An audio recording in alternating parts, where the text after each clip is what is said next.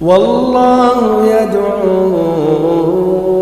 إلى دار السلام ويهدي من يشاء إلى صراط مستقيم.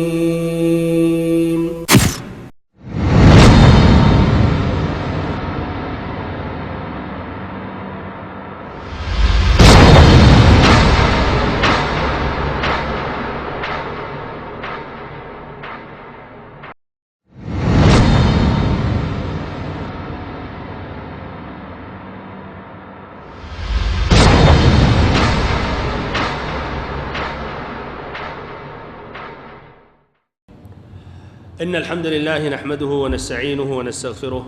ونعوذ بالله من شرور أنفسنا ومن سيئات أعمالنا.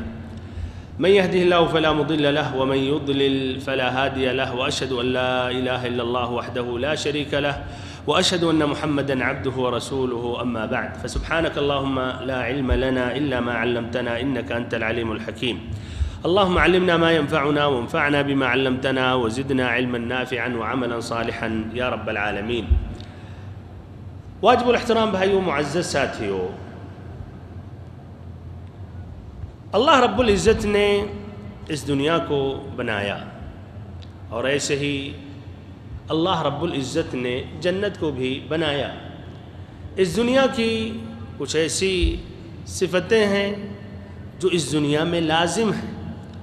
اور ایسے ہی جنت کی بھی کچھ صفتیں ہیں بلکہ امتیازی خصلتیں ہیں. تو بھائیوں اور محترم ساتھیوں، اس حیات دنیا، یہ دنیا کی زندگی میں رنج و غم، ہموم و پریشانیاں لازمی ہیں، ہر انسان کو لاحق ہوتے رہتے ہیں،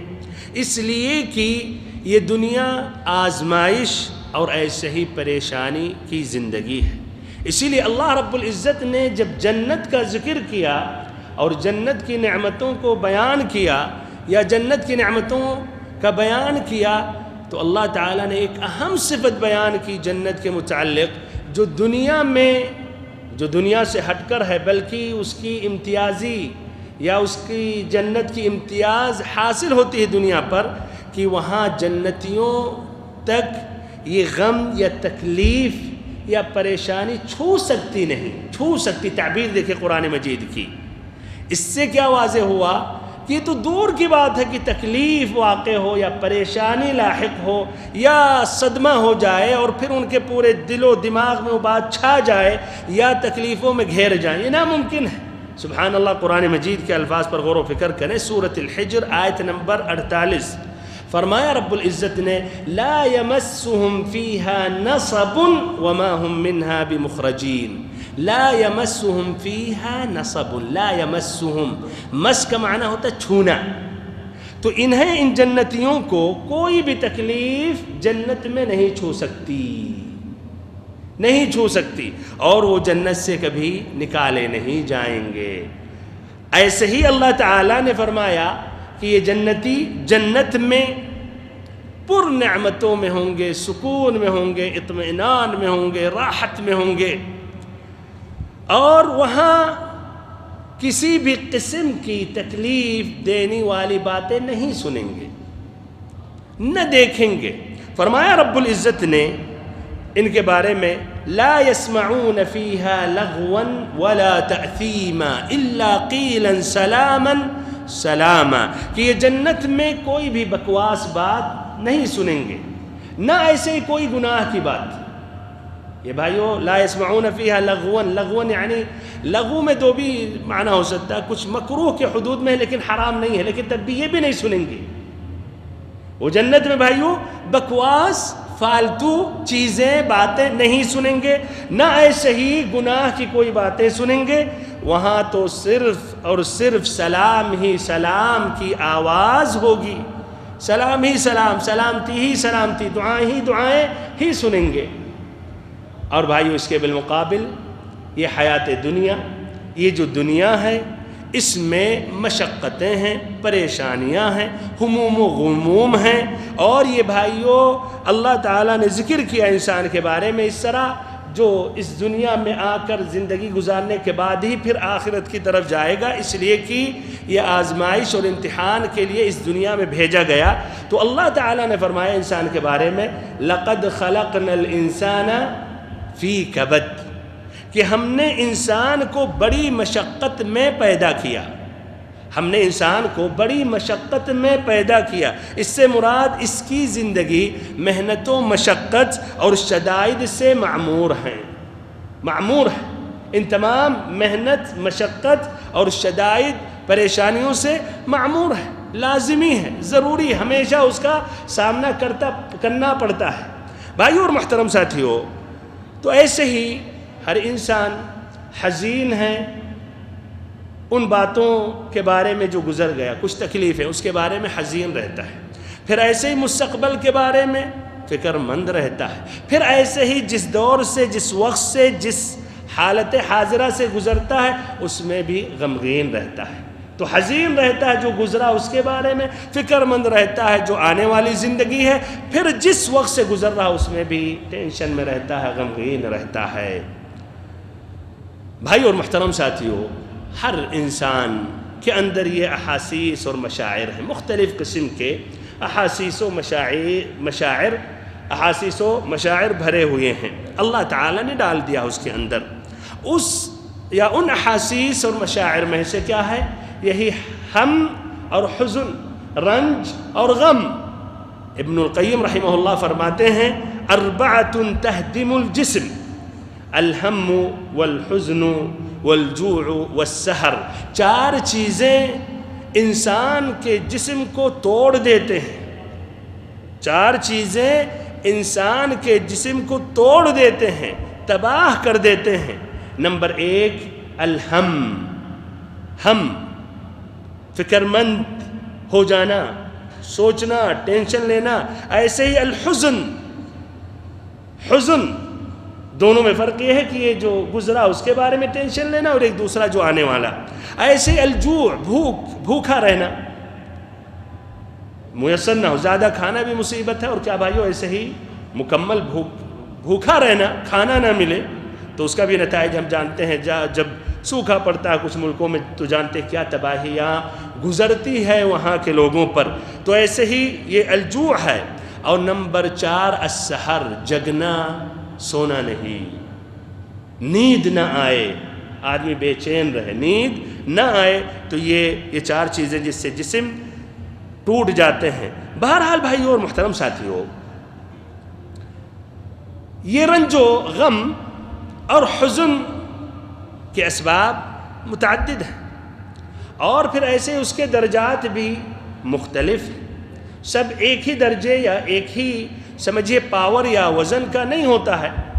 بلکہ اس کے بھی کچھ ہلکے ہوتے ہیں، کچھ یعنی اوسط قسم کے ہوتے ہیں، کچھ بہت بھیانک قسم کے ہوتے ہیں جس سے آدمی کا جسم نہیں ٹوٹتا ہے، عقل کھو بیٹھتا ہے، بلکہ ضعیف الایمان یا کافر ہوتا ہے تو خودکشی کر لیتا ہے، یا اس صدمے سے ہلاک ہو جاتا ہے، اس کی موت واقع ہو جاتی ہے۔ لیکن سوال یہ ہے ادھر کہ بھائیو، کیا کچھ ایسے بھی رنج و غم ہیں کہ شرعی اعتبار سے یا کہیے حقیقت میں وہ تکلیف دینے والے نہیں ہیں، یا کہیے دوسرے اعتبار سے کیا ہر رنج و غم یعنی مکروہ ہے اور اس میں آدمی حقیقت میں پریشان اور تباہ ہو جاتا ہے اور اس کو ناپسند کرتا ہے؟ کیا رائے ہے؟ یا کچھ اس میں بھی کچھ اچھے بھی قسم کے ہموم و غموم ہوتے ہیں؟ ہاں بھائیو، جواب کیا ہے؟ یعنی ہر قسم کے رنج و غم برے ہوتے ہیں، یا کچھ قسم ایسے بھی ہم اور رنج اور غم ہوتے ہیں جو حقیقت میں بھلے ہوتے ہیں، اچھے ہوتے ہیں؟ کیا رائے ہے؟ ہوتے ہیں، چلیے ماشاءاللہ، ہاں اچھے بھی قسم کے رنج اور غم ہوتے ہیں۔ تو چلیے اسی سے ہم شروع کرتے ہیں۔ تو بھائی اور محترم ساتھیو، ان ہموم و غموم میں سے، ان رنج و غم میں سے ایک تو ہوتا ہے جو اچھے قسم کے رنج و ہم اور غموم، بلند قسم کے یہ رنج اور غم ہوتے ہیں۔ جس طرح کہ ایک عالم کی فکر ہو، کوئی نئے مسئلہ کوئی شرعی مسئلہ پر بحث کرنا، اس کا صحیح حل یا کہیے شرعی مسئلہ، اللہ کا حکم یا نبی صلی اللہ علیہ وسلم کا حکم کیا ہے، اس کے بارے میں محنت کرنا۔ ایسے ہوتا ہے اہل علم کے پاس کچھ سوالات آتے ہیں جو نئے سوالات ہوتے ہیں، جس کو کہتے ہیں فقہ النوازل، نیا حالات بدل گئے زمانے کے اعتبار سے، جگہ کے اعتبار سے، تو کچھ نئے نئے مسائل آتے ہیں، تو کچھ اہل علم اس میں پریشان ہو جاتے ہیں، غمگین ہو جاتے ہیں، ٹینشن لے بیٹھتے ہیں۔ تو یہ بھائیو حقیقت میں یہ اونچے قسم کے یہ اچھے ہموم و غموم ہیں۔ ایسے ہی بھائیو اسی سے متصل بلکہ اس سے بھی اونچا کچھ ہے کہ مسلمانوں کہ جو حکمراں یا خلیفہ یا بادشاہ اپنے رعایا کے بارے میں فکر مند ہو جائے، ان کے بارے میں ٹینشن لے، جس طرح کہ عمر بن الخطاب رضی اللہ عنہ کے بارے میں آتا ہے، لشکر تیار کرتے تھے، نماز میں گھس جاتے تھے بھائیوں، نماز کے اندر بھی وہ لشکر کی ترتیب دینا، تیاریاں کرنا، اس میں ان کا ذہن اس قدر مشغول ہو جاتا تھا کہ نماز کے اندر بھی وہ ترتیب دیتے تھے۔ حقیقت میں وہ معذور ہے بھائیو، ایک یہ خطرناک مسئلہ ہے، اسلام کا مسئلہ ہے، یا تو اس کے بعد فتح کامیابی کا مسئلہ ہے، یا تو پھر شکست کھائیں تو اس سے مسلمانوں کا نقصان ہے، بلکہ مسلمانوں پر بہت ہی برا اثر پڑ سکتا ہے۔ تو اس کے لیے اس قدر فکر مند کہ نماز میں بھی یہ فکر اور یہ ہم اور یہ رنج آ جانا۔ ایسے ہی نمازی کے اندر ان کے بارے میں آتا ہے، یہ نماز کے باہر اس قدر پریشان تھے ارض عراق میں جب یہ لشکر پہنچا کہ کہیں ان کو کوئی تکلیف نہ پہنچ جائے جس کے وجہ سے اس لشکر کو نقصان ہو، اور ایسے ہی اسلام پھیلنے کے بجائے وہیں رک جائے یا پیچھے ہو جائے۔ ایسے بھائیو جس قدر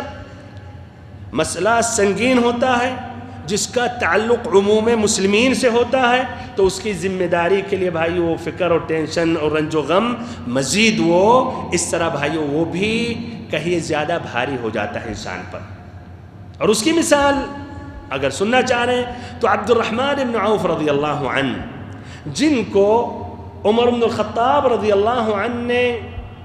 یہ ذمہ داری دی، جب ابو لؤلؤ المجوسی نے حملہ کیا عمر بن الخطاب رضی اللہ عنہ پر نماز فجر میں، اور اس کے بعد 3 ہی دن عمر بن الخطاب رضی اللہ عنہ جیے اور ان کو یقین ہو گیا کہ اب وہ نہیں زندہ رہ سکتے، تو انہوں نے عبد الرحمن بن عوف رضی اللہ عنہ کو کہا کہ مسلمانوں کے لیے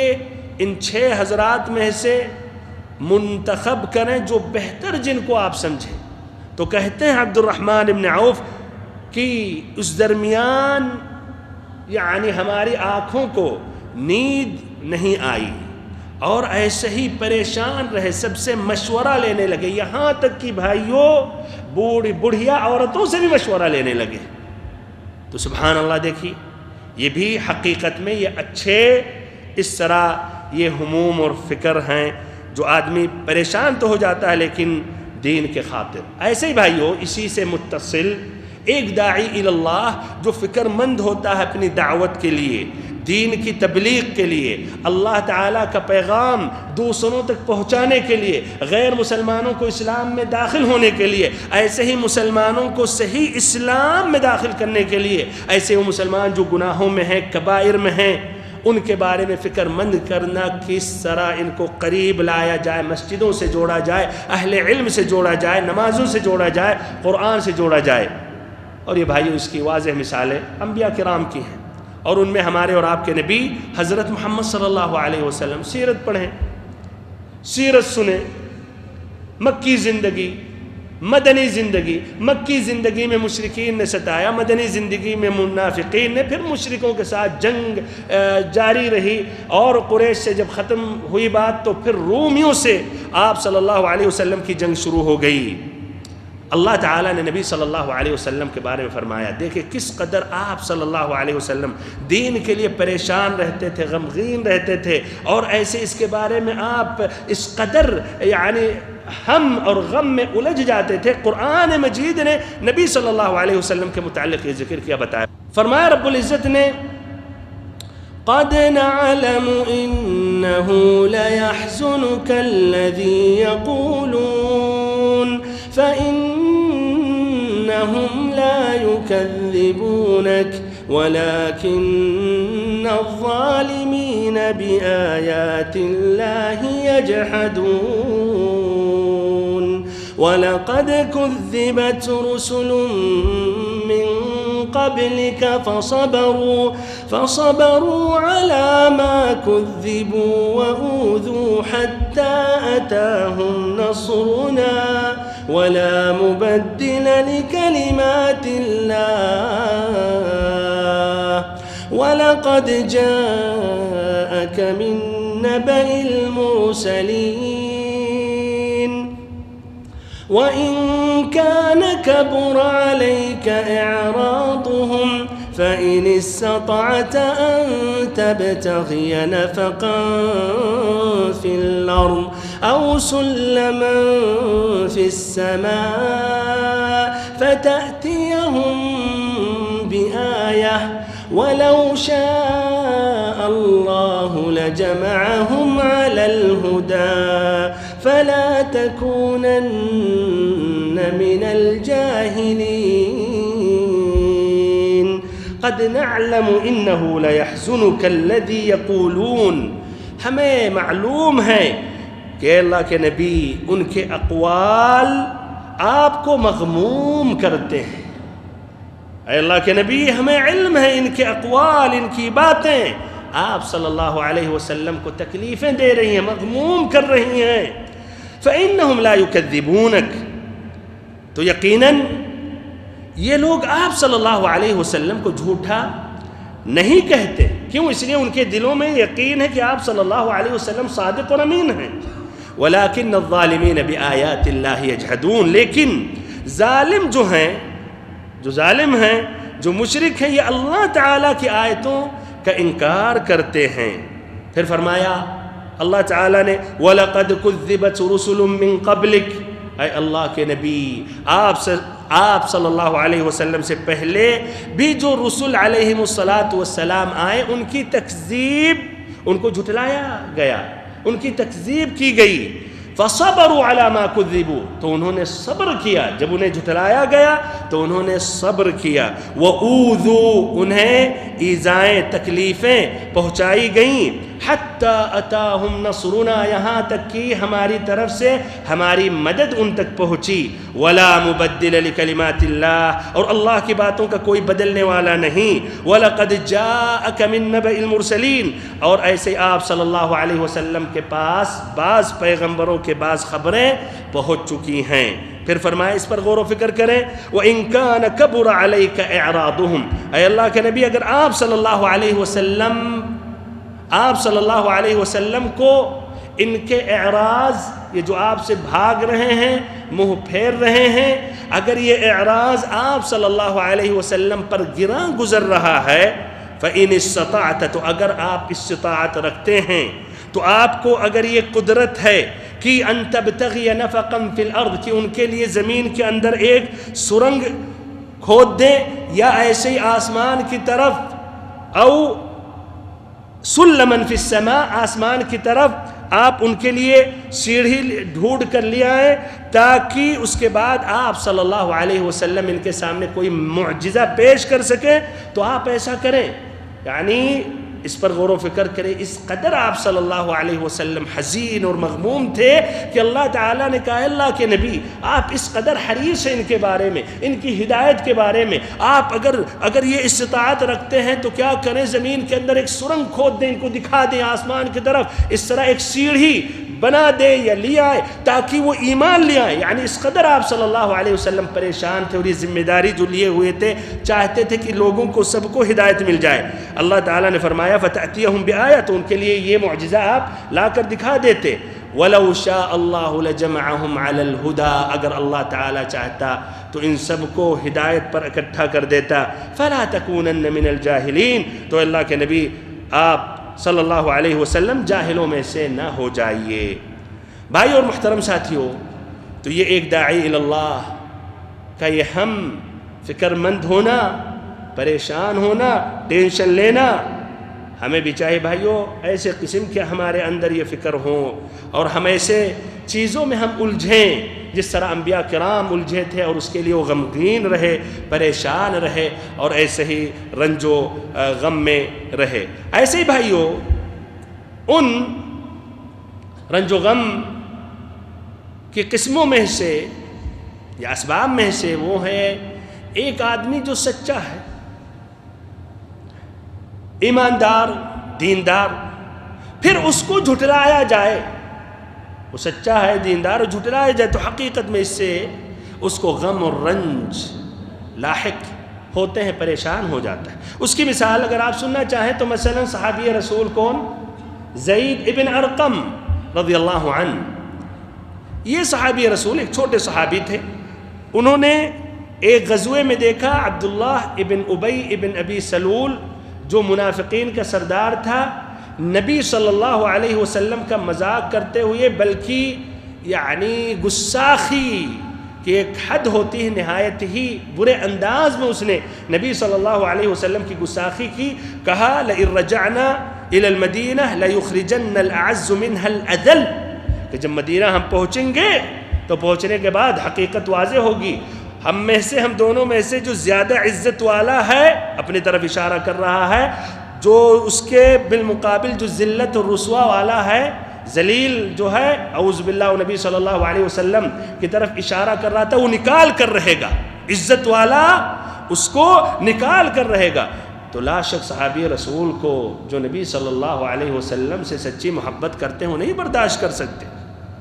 لیکن وہ چھوٹے تھے بیچارے، اپنے چچا سے انہوں نے کہا، ان کے چچا نے جا کر نبی صلی اللہ علیہ وسلم کو یہ بات انہوں نے بتائی۔ تو منافقین جو جھوٹے ہوتے ہیں اس قدر مکار ہوتے ہیں بھائیوں، کہ اس قدر ڈرامہ بنانے لگتے ہیں، اور یہاں تک کہ لوگ دھوکے میں آ جاتے ہیں، ہاں شاید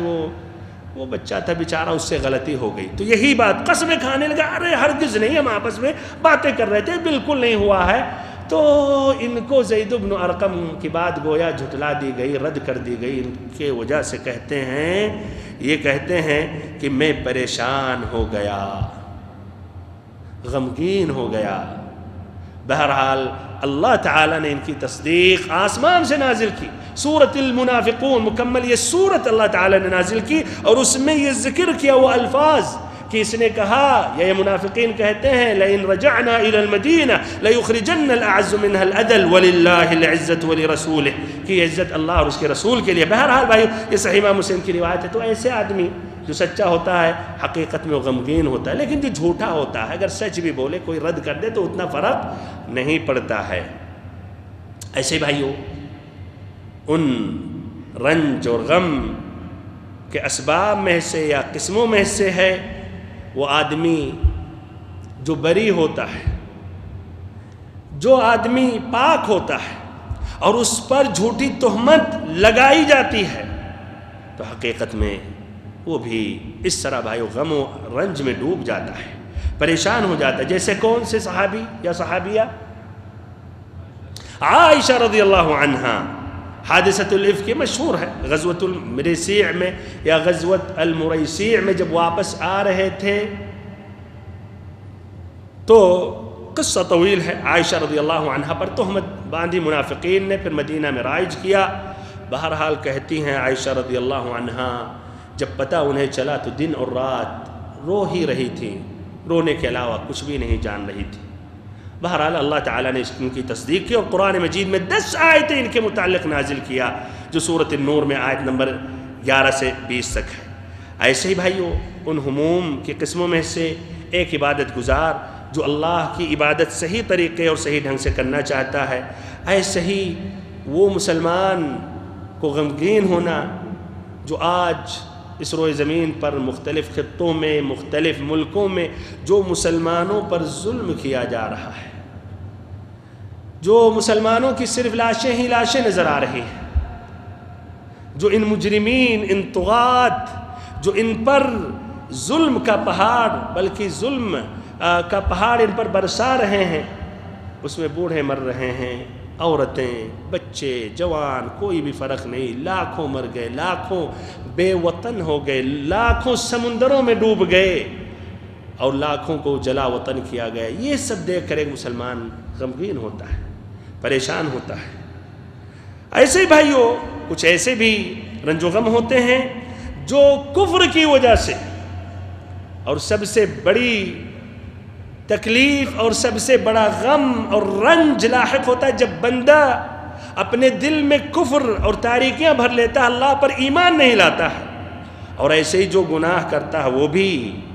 اس طرح پریشان ہوتا ہے، وہ بھی غمگین ہوتا ہے۔ ایسے بھائی اور محترم ساتھیوں، ان رنج و غم کی قسموں میں سے ہے کہ دوسرا آدمی آپ پر ظلم کرے، زیادتی کرے، خصوصاً اگر وہ جو قریبی رشتہ دار ہوتے ہیں ان کا ظلم یہ بھائیوں زیادہ یعنی برا ہوتا ہے، زیادہ تکلیف دینے والا ہوتا ہے۔ جس طرح کہ عربی شاعر نے کہا وَظُلْمُ ذَوِي الْقُرْبَى أَشَدُّ مَضَاضَةً عَلَى النَّفْسِ مِنْ وَقْعِ الْحُسَامِ الْمُهَنَّدِ، جو قریبی رشتہ دار کا ظلم ہے اور زیادتی ہے وہ حقیقت میں سر پر تلوار چلانے سے بھی زیادہ خطرناک یا بھیانک یا برا اثر ہوتا ہے۔ ایسے ہی بھائیوں ان رنج و غم کی قسموں میں سے جو اس دنیا میں ہم جس دنیا سے گزرتے ہیں مختلف قسم کی جو مصیبتیں نازل ہوتی ہیں، لاحق ہوتی ہیں، جس طرح کی مختلف قسم کی بیماریاں، ایسے ہی بھائیوں بچوں کی نافرمانی کرنا، والدین کے ساتھ بدسلوکی کرنا، ایسے ہی بیوی کا بگڑنا، شوہر کی بات نہیں ماننا، اور ایسے اس کے بالمقابل ایک شوہر بگڑ جائے، گھر کا خیال نہیں کرے، بیوی کا حق پورا نہیں کرے، ایسے ہی ان دنیاوی مصائب میں سے بھائیوں قرضہ لینا، آدمی جب نہیں دے پاتا تو حقیقت میں پریشان ہو جاتا ہے، غمگین ہو جاتا ہے۔ جس طرح عربی مثل ہے الدین ہم فی اللیل وذل فی النہار، کہ یہ قرضہ لینا یہ رات میں آدمی مہموم اور مغموم ہوتا ہے، غمگین ہوتا ہے، فکر مند ہو جاتا ہے، نیند نہیں آتی ہے، اور دن میں ذلیل اور رسوا ہونا پڑتا ہے۔ تو یہ حقیقت میں یہ بھی یہ ٹینشن کے کچھ اسباب ہیں۔ ایسے ہی بھائیوں اسی سے متصل مستقبل کے بارے میں ڈرنا، آگے کے بارے میں سوچنا، آئندہ خاصتاً بچوں کے بارے میں، خاصتاً اگر بچے چھوٹے ہیں، کمزور ہیں، کوئی دیکھنے والا نہیں ہے تو آدمی ان کے بارے میں فکر مند ہو جاتا، خصوصاً اگر بیمار ہو جائے یا اس کی موت قریب آ جائے تو اس کے بارے میں حقیقت میں مہموم اور مغموم ہو جاتا ہے۔ ایسے ہی ان قسموں میں سے بھائیوں کہ آدمی کبھی خواب دیکھتا ہے تو خواب کی وجہ سے بھی اسے تکلیف پہنچتی ہے اور ایسے ہی غمگین ہو جاتا ہے۔ نبی صلی اللہ علیہ وسلم نے خود ایک مرتبہ خواب دیکھا اور آپ پریشان ہو گئے، غمگین ہو گئے، جس طرح کی بخاری کی روایت ہے، کہتے ہیں آپ صلی اللہ علیہ وسلم بین انا نائم اتیت بخزائن الارض فوضع فی کفی سواران من ذهب فکبر علی، کہ میں سویا ہوا تھا تو دیکھا زمین کے خزانے ہمارے سامنے پیش کیے گئے، لائے گئے، اور ہمارے ہاتھ میں 2 کڑا دیا گیا، سونے کا 2 کڑا رکھا گیا، تو یہ ہم پر بہت ہی گراں گزرا۔ کیوں بھائیو؟ اس لیے خواب میں ایک آدمی سونا دیکھے، کڑا دیکھے، یہ اس کا اچھا معنی نہیں ہوتا ہے، ظاہراً یہ اچھا معنی نہیں ہوتا ہے، تو کہتے ہیں ہم پر بہت ہی گراں گزرا، تو اللہ تعالیٰ نے ہم پر وحی کی کہ ان دونوں کو پھونک دو، فنفختہما فذہبا، تو ہم نے جب پھونکا تو یہ دونوں کڑے اڑ گئے، چلے گئے۔ پھر ہم نے اس کی تعویل کی ان دونوں کذابوں کے بارے میں جنہوں نے نبوت کا دعویٰ کیا۔ ایک کذاب جو صاحب صنعاء، جو یمن کا تھا، صنعاء کا تھا، کیا نام تھا اس کا؟ الاسود ابن کعب، جس کو فیروز الدیلمی رضی اللہ عنہ نے قتل کیا، اور ایک دوسرا صاحب الیمامہ، یمامہ اس کی طرف، نجد کی طرف، جو مسیلمہ الکذاب تھا، جس کو کس نے قتل کیا؟ وحشی،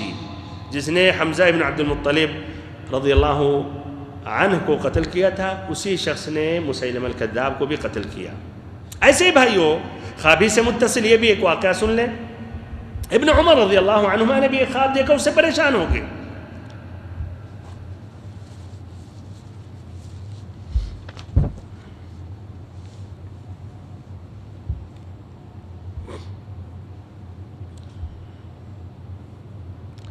ابن عمر رضی اللہ عنہما نے ایک خواب دیکھا جس سے پریشان ہو گئے، بھی صحیح امام بخاری کی روایت ہے، مختصراً یہ ہے، انہوں نے خواب میں دیکھا کہ 2 فرشتے ان کو جہنم کی طرف لے جا رہے ہیں۔ جہنم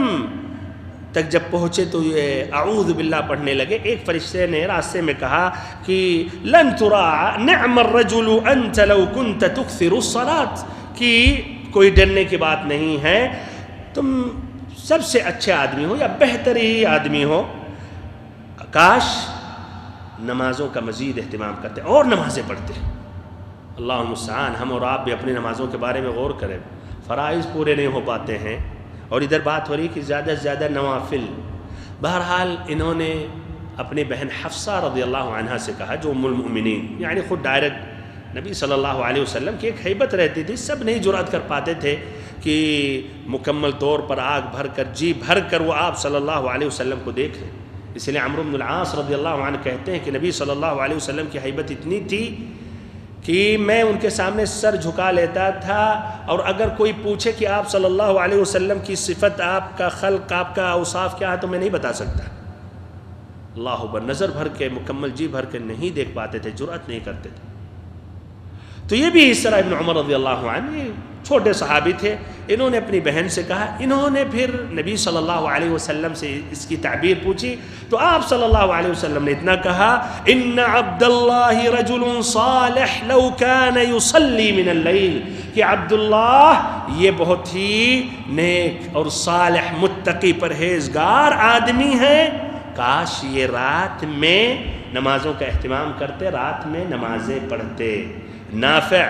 ان کے مولا کہتے ہیں فلم یزل بعد ذلك یکثر من الصلاة. اللہ اکبر، اس کے بعد عبداللہ بن عمر رضی اللہ عنہ بہت ہی زیادہ ان نوافل کا اہتمام کرنے لگے. بہرحال بھائیو، جب خواب کی بات آ گئی تو اس کا علاج بھی شریعت میں ہے. برے خواب اگر آدمی دیکھے، مثلا بائیں طرف 3 مرتبہ تھوکے اور اعوذ باللہ من الشیطان الرجیم 3 مرتبہ پڑھے، اور ایسے اللہ سے پناہ طلب کرے اس خواب جس کے بارے میں دیکھا، وہ برے خواب کے بارے میں، ایسے کروٹ اپنا بدل لے. ایسے ہی بہتر ہے کہ رات میں کھڑے ہو کر نماز بھی پڑھ لے. پھر اس خواب کے بارے میں کسی سے نہ ذکر کرے، اسے کوئی بھی تکلیف یا کوئی بھی پریشانی لاحق نہیں ہوگی. بھائی اور محترم ساتھیو، اس کے بعد بہرحال اس کے علاوہ بھی قسمیں ہموم تو بہت ہیں. ہر آدمی اپنا جاب کا مسئلہ رہتا ہے، اس کے بارے میں فکر مند ہوتا کہیں نکالا نہ جائے، تنخواہ کا ٹینشن رہتا ہے، بلکہ ایک عورت کو بھی فکر رہتی ہے اپنے شوہر کی، گھر کی تکلیفیں، بچے بھی فکر مند ہوتے ہیں خاصتاً اسکول کے بارے میں، ایگزام کے بارے میں. ایسے ہی ہر کوئی چھوٹا بڑا مرد عورت سب تکلیف یہ دنیا کی یہی طبیعت ہی ایسے ہے. اللہ تعالیٰ نے ایسے ہی بنایا ہی ہے، ایسے ہی انسان کو بھی اس کی بھی زندگی کو مشقت اور ایسے ہی مصائب سے معمور کر دیا. تو بہرحال اب علاج کیا ہے اس کا بھائیو؟ تو ان علاج میں سے ایک اہم علاج سب سے پہلے تو یہ ہے کہ بندے کا جب عقیدہ مضبوط رہتا ہے تو آسانی سے اس کا علاج بھی ہو جاتا ہے. اور اگر اس کا عقیدہ صحیح نہیں ہے، کافر ہے یا ضعیف الایمان ہے،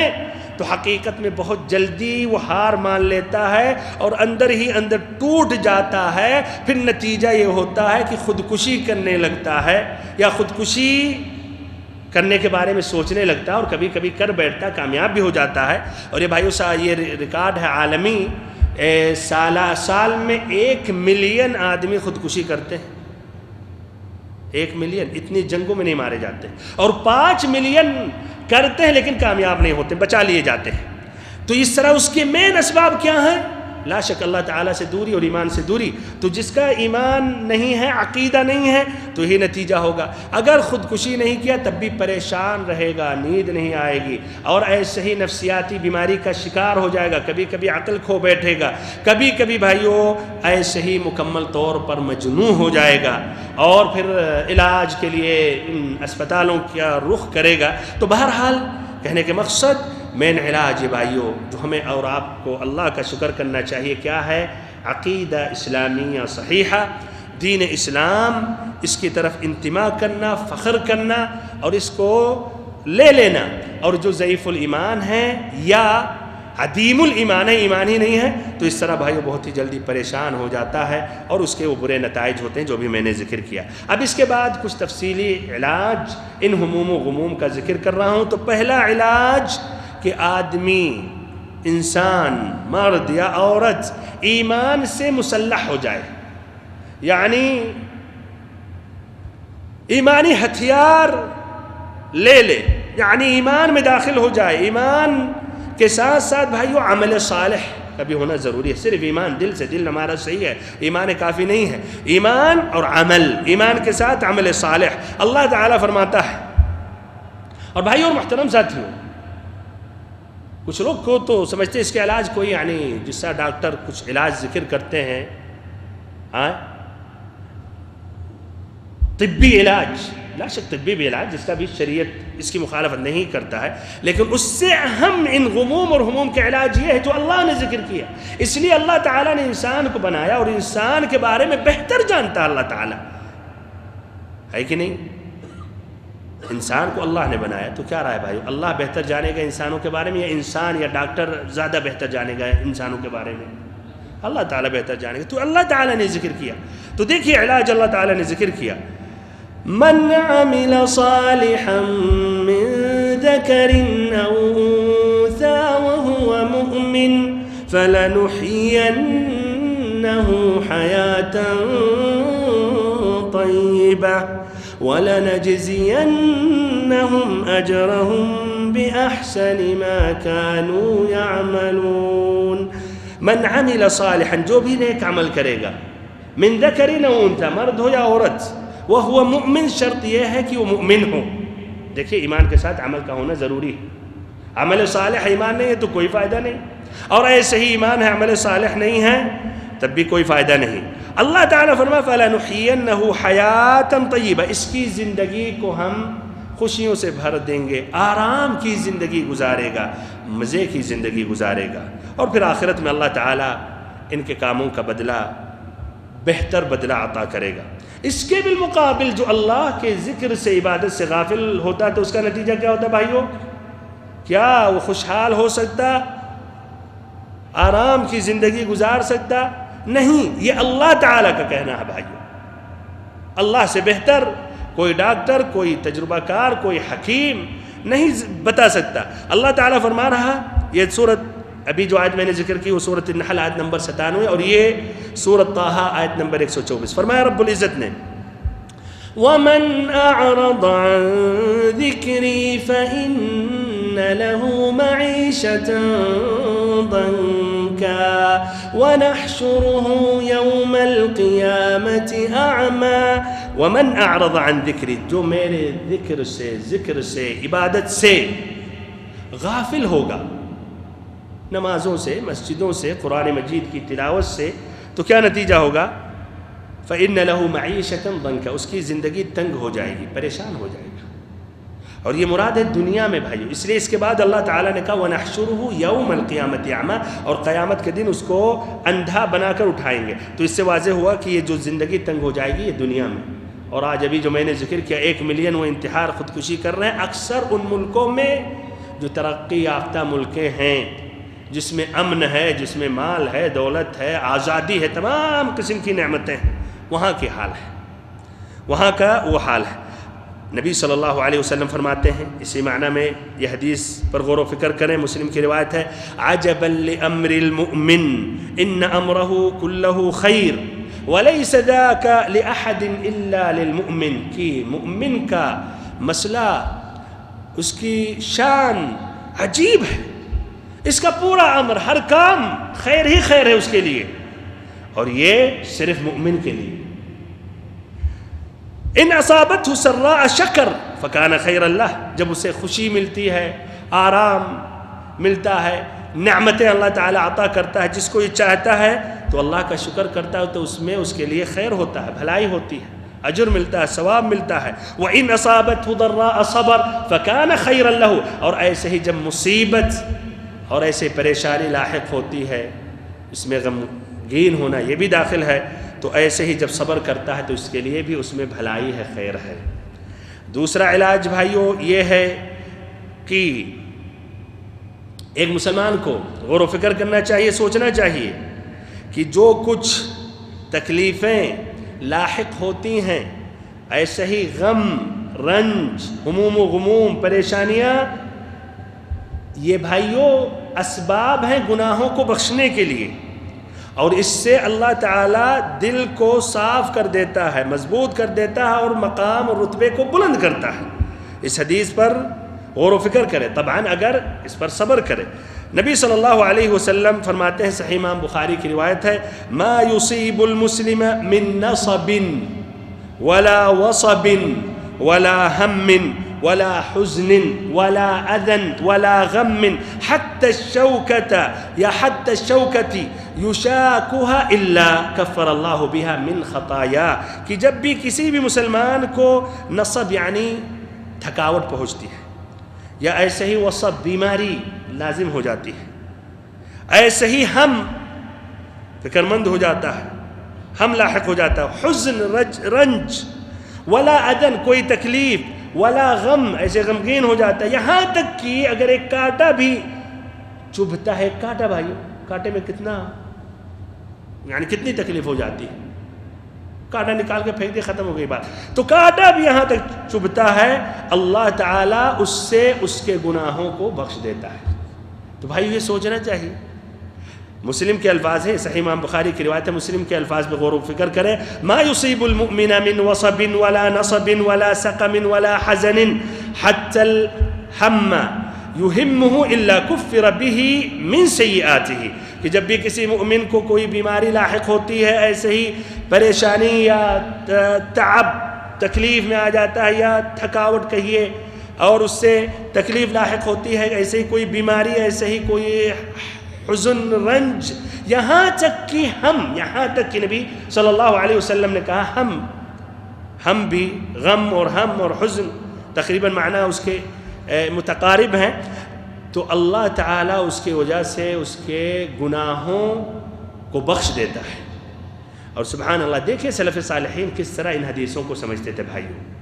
ہم اور آپ حقیقت یہ ہے، حدیثوں کو سنتے تو ضرور مزہ ملتا ہے، اس سے لطف اندوز ہوتے ہیں، لیکن جب وہی غم یا تکلیف لاحق ہوتی تو ان حدیثوں کو اپنے ذہنوں سے ہٹا دیتے ہیں، ہمیں فوراً ان مصیبتوں سے ہم نکلنا چاہتے ہیں۔ یہ اب احساس نہیں کرتے کہ چلیے جب یہ مصیبت ہم پر لاحق ہوئی تو اب تو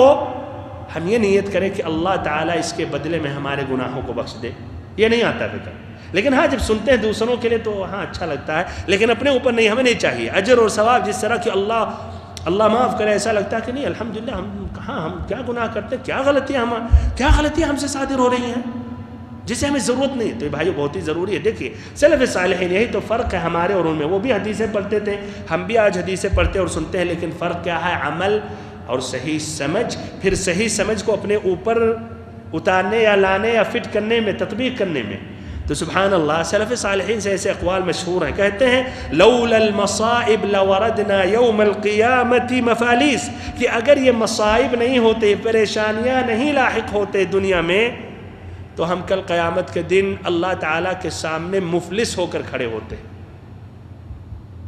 اس لیے ہم نے گناہ بھی کیا، نیکیاں بھی کی، دونوں برابر ہو گئے، لیکن اور گناہ بھی اتنے رہیں گے، مان لیں ہم نے نیکیاں کی ہیں تو کیا، تو پھر اس طرح ہم مفلس ہی رہیں گے۔ یعنی کس وجہ سے ہم جنت میں داخل ہوں؟ ہمارے پاس اتنے اعمال صالحات تو نہیں ہیں اور گناہ بھی زیادہ ہیں، تو ان کی سمجھ دیکھیے، بمعنی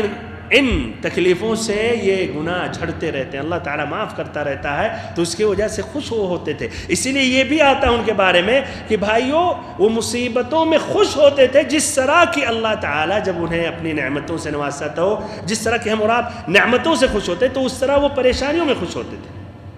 پھر سے ایک مرتبہ یہ بھی ان سے آتا ہے کیا کہ جب پریشانیوں میں واقع ہوتے تھے، مبتلا ہوتے تھے، تو اس طرح اس میں بھائیوں اس میں وہ خوش ہوتے تھے، جس طرح ہم اور آپ جب اللہ تعالیٰ اپنی نعمتیں دیتا ہے، آرام کی زندگی سے گزرتے ہیں، تب خوش ہوتے ہیں۔ اس میں وہ فراخی کی زندگی میں جس طرح ہم خوش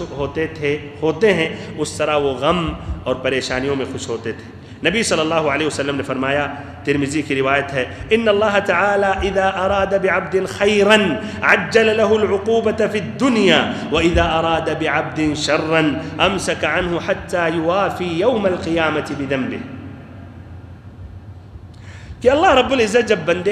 کسی بندے کے ساتھ خیر کا معاملہ چاہتا ہے تو دنیا ہی میں اسے سزا دے دیتا ہے، دنیا ہی میں سزا دے، جس کے ساتھ خیر کا معاملہ چاہتا ہے، اور جس کے ساتھ اللہ تعالیٰ شر کا معاملہ چاہتا ہے، برا چاہتا ہے، تو اللہ تعالیٰ اس کے گناہوں کا سزا دنیا میں نہیں دیتا ہے، چھوڑ دیتا ہے، پھر قیامت کے دن لے کر پیش ہوگا، پھر اس کا حساب اور کتاب ہوگا۔ تو بھائیو یہ احساس ضرور آنا چاہیے کہ پریشانیاں لاحق ہونے تو اس میں ثواب ہے، اجر ہے۔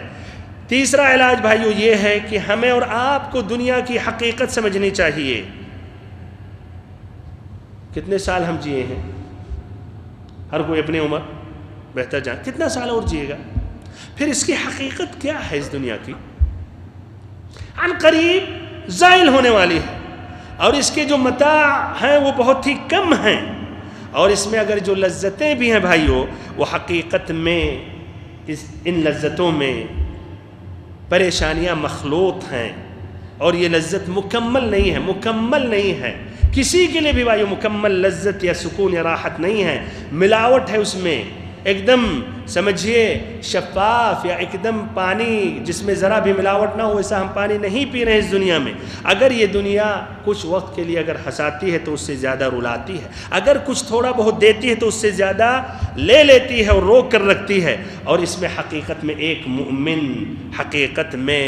بند ہے یا کہیں قید میں ہے، جس طرح کہ نبی صلی اللہ علیہ وسلم نے فرمایا الدنیا سجن المؤمن وجنت الکافر، رواہ الامام مسلم، کہ دنیا ایک مومن کے لیے یہ کیا ہے؟ جیل ہے،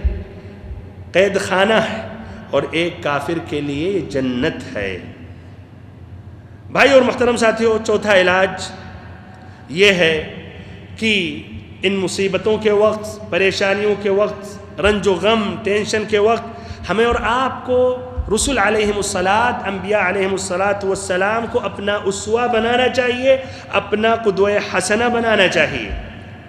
اس لیے کہ سب سے زیادہ ان پر آزمائشیں لاحق ہوئی ہیں، پریشانیاں لاحق ہوئی ہیں، اور ایسے ہی اللہ تعالی ہر بندے کو اس کے ایمان، جس قدر اس کا ایمان ہے اسی طرح اسی قدر آزمادہ بھی ہے، اور ایسے ہی اللہ تعالیٰ جس بندے سے محبت کرتا ہے تو اس کو آزماتا بھی ہے، کیوں؟ اس کے مقام کو مزید بلند کرنے کے لیے۔ اس لیے انبیاء کرام کے بارے میں بھائی واضح ہے، کچھ انبیاء کرام قتل کر دیے گئے، کچھ اپنے وطن سے نکالے گئے،